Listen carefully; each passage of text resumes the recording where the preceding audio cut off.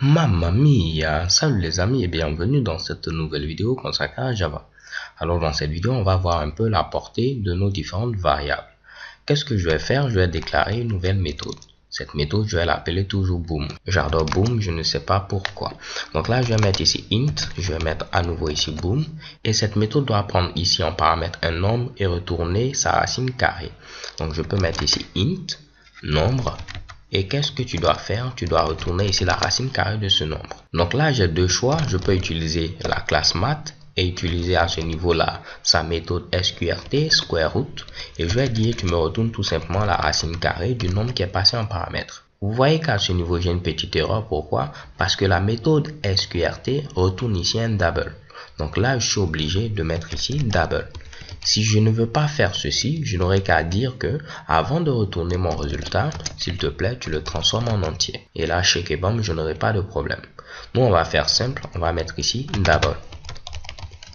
Je vais maintenant appeler ma méthode au niveau ici de la méthode principale main. Je n'aurai qu'à mettre system.out.println. Tu vas m'afficher ici la racine carrée, pourquoi pas de 25. Donc, je mets ici boom, entre parenthèses, 25.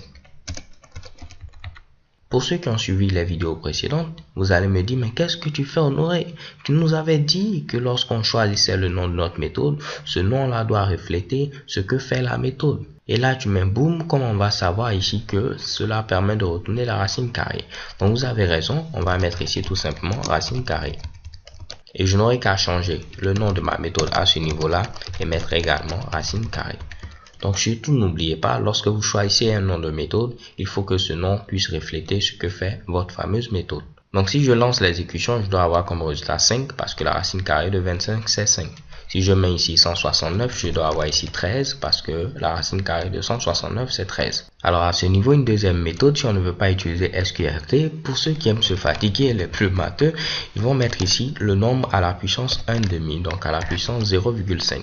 Cela retourne également la racine carrée du nombre. Donc si je lance l'exécution, vous voyez, j'ai toujours 13 comme résultat. Et de même, si je mets ici 25, j'aurai toujours comme résultat 5. Je relance et chez Kebam, vous voyez apparaître ici 5. Donc on va prendre sqrt puisque son rôle c'est de retourner la racine carrée. Pourquoi se fatiguer en utilisant power? Alors là, revenons à nos moutons, on a notre méthode racine carrée qui permet de retourner la racine carrée du nombre qui est présent à ce niveau-là. Ce que je vais faire, je vais modifier ici racine carrée par racine carrée ici double. En réalité, qu'est-ce que cette méthode va faire? Elle va prendre notre nombre, le multiplier par 2 et retourner ensuite la racine carrée ici de son double. Donc premièrement, il me faut avoir ici le double de notre fameux nombre. Je vais avoir un entier, donc je mets ici int, je mets nombre double qui sera tout simplement égal à notre nombre multiplié par 2. Et là, cette fois-ci, je n'aurai qu'à retourner la racine carrée ici de nombre double. Un test très simple, c'est de mettre ici, pourquoi pas 2. Si je mets 2 ici, donc je vais remplacer racine carrée par racine carrée double.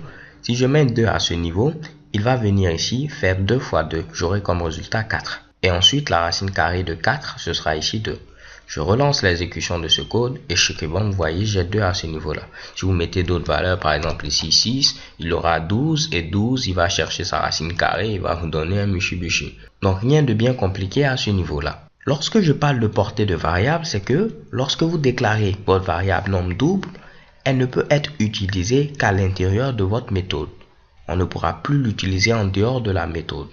Tentons de voir si ce que je dis est vrai. Je vais mettre un petit system.out.println et je vais dire s'il te plaît, affiche-moi ici nombre double. Déjà avec Eclipse, on voit qu'il y a une erreur. Il va me dire, mais je ne connais pas nombre double. Qu'est-ce que tu me demandes de faire ici? Je lance l'exécution. On va me dire, il y a des erreurs. Tu veux continuer? Ouais, je suis têtu. Et chez Kebam, vous voyez qu'on a des erreurs. Donc là, ce que vous devez savoir, si vous déclarez ici une méthode et que vous avez des variables à l'intérieur de cette méthode, ces variables ne sont connues qu'au niveau de cette méthode. On dit que la portée de ces variables est locale. Ok, donc il est très important de noter cela. Lorsque vous avez votre méthode et que vous déclarez des variables à l'intérieur de cette méthode, vous ne pourrez utiliser ces variables qu'à l'intérieur de cette méthode-là. Si vous tentez de les utiliser en dehors de la méthode, vous aurez tout simplement des erreurs. On dit que votre variable a une portée locale. Une variable qui a une portée locale, c'est une variable qui est déclarée à l'intérieur d'une méthode. Lorsqu'on va aborder dans la série pour intermédiaire la notion de programmation orientée objet, on va tenter d'avoir un langage qui sera beaucoup plus clair. Ok? Donc ce qu'il faut savoir pour l'instant, c'est que lorsque vous avez à ce niveau-là votre fameuse variable déclarée à l'intérieur d'une méthode, on ne pourra pas ici l'utiliser en dehors de cette méthode. Alors les gars, c'est tout pour cette vidéo. So thanks for watching. Don't forget to subscribe and have a nice day. Peace.